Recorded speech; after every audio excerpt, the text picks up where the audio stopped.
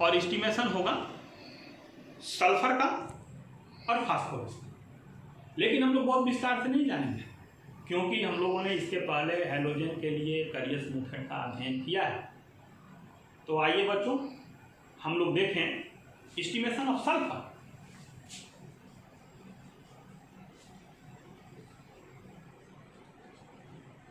Estimation of sulphur. Sulphur के estimation की जब बात की जाएगी तो हम लोग उस कंपाउंड को लिखेंगे थियरी में। चित्र वही होगा जो पीछे हमने बताया, वही डायग्राम बनाएंगे। तो इसमें sulphur containing organic compound, containing organic compound लिया जाएगा और इस ऑर्गेनिक कंपाउंड में नाइट्रिक एसिड, वही नाइट्रिक एसिड होगा फ्यूमिन, और बेरियम क्लोराइड BaCl2 डालेंगे। तो बेरियम सल्फेट का प्रेसिपिटेट प्राप्त होगा। ये घटना 180 to 200 डिग्री सेल्सियस पर संपन्न होने वाली है और इसी को धोएंगे, छानेंगे, सुखाएंगे और सुखाने के बाद इसको तौल लेंगे। तौलने के बाद इसका कैलकुलेशन करेंगे।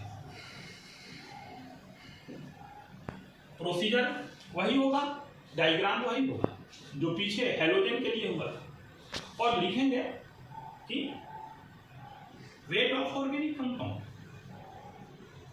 Wait of organic compound is equal to m gram. कार्बनिक यौगिक का भाग ज्ञात कर लिया हम लोगों ने, m ग्राम। बेरियम सल्फेट जो दिया उसका भाग निकाल देंगे। वेट ऑफ BaSO4, धोया, छाना, सुखाया और तौल लिया, this is equal to W gram. अब विचार करें कि BaSO4 जो है इसका मॉलिक्यूलर वेट, मॉलिक्यूलर वेट और BaSO4, तो ये होगा बेरियम का 137 होता है, सल्फर का 32 होता है और 16 गुणे 4, ये बराबर हो जाएगा 233, 233। अब 233 में इन 233 gram value of BaSO4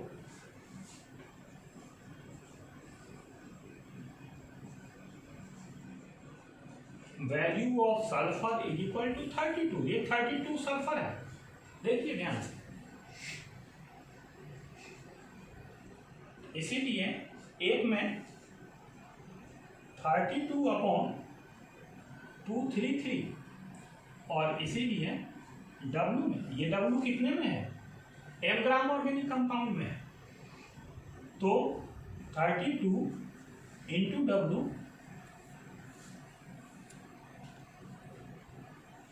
upon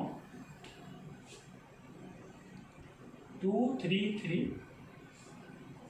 इतना ग्राम। अब इतना ग्राम है m ग्राम में, तो 100 में कितना परसेंटेज निकल जाएगा, तो सीधे लिख दें 10% value of sulphur is equal to 32 into W into 100 upon 233 into m, ऐसा लिख सकते हैं। ये एक सूत्र आपको प्राप्त हो गया है सल्फर के प्रतिशत मात्रा निर्धारण के लिए। और इस तरह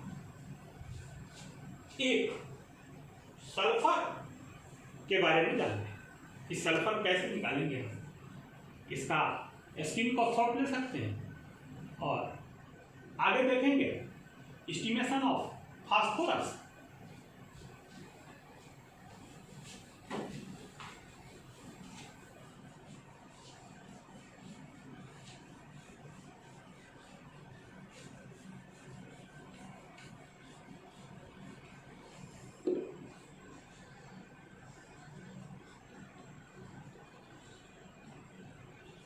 estimation of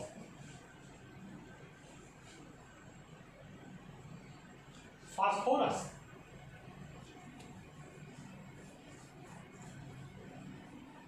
by Curious method.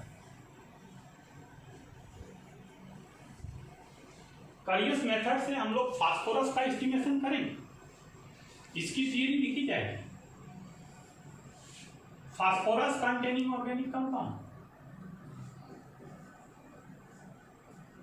Phosphorus containing organic compounds. इसमें मैग्नीशियम मिक्सर हम लोग मिलाएंगे, मैग्नीशियम मिक्सर।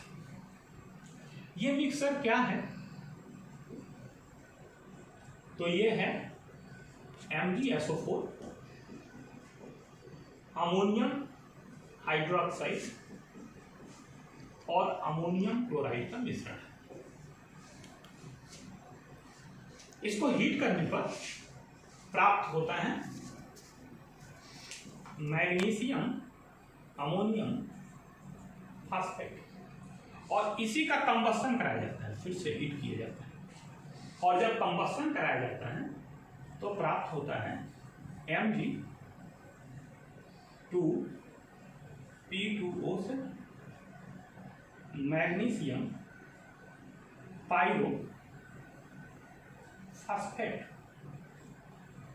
और इसी की सहायता से चित्र वही होता है, करियस मेथड है, टेम्परेचर वही होता है 180 to 200 और ये जो प्राप्त होता है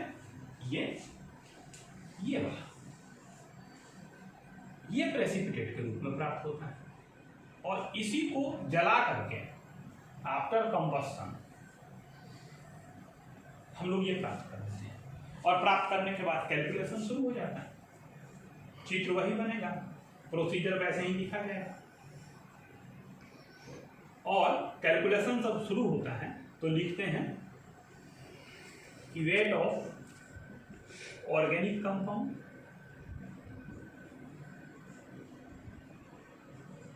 is equal to m gram organic compound हम लोगों ने लिया, फिर weight of Mg2P2O7 is equal to W gram, molecular weight of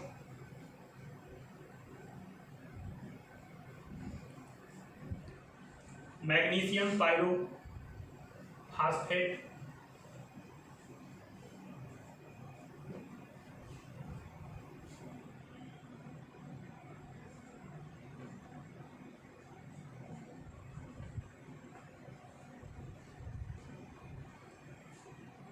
magnesium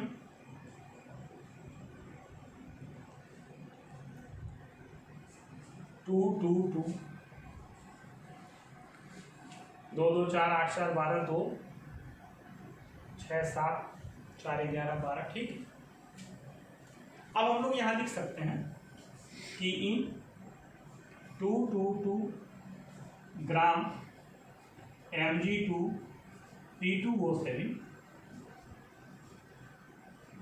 value of phosphorus is equal to 62।